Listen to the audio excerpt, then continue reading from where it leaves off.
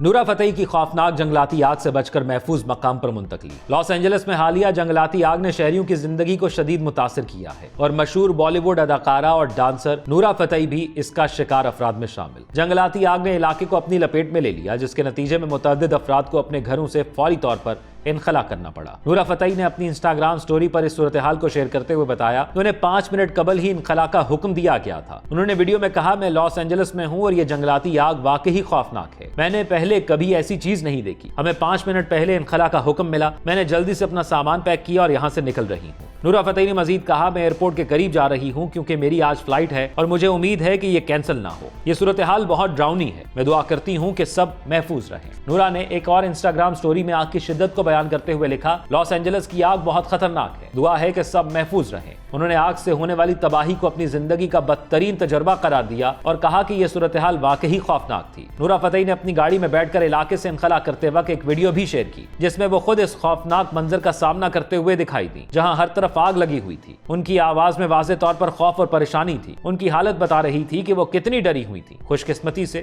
نورا فتحی اپنی فوری کارروائی اور احتیاط کے باعث اس ہولناک آگ سے بچ گئیں اور اب وہ ایک محفوظ مقام پر منتقل ہو چکی ہیں۔ لاس اینجلس، جو شوبز دنیا کا ایک اہم گڑھ سمجھا جاتا ہے، اس وقت ایک غیر معمولی صورتحال سے گزر رہا ہے اور شہر کی شخصیات اس قدرتی آفت سے بچنے کے لیے جدوجہد کر رہی ہیں۔ نورا فتحی نے اپنے مداحوں کو اپنی حالت سے آگاہ کرتے ہوئے پیغام دیا کہ وہ دعا گو ہیں کہ سب محفوظ رہیں۔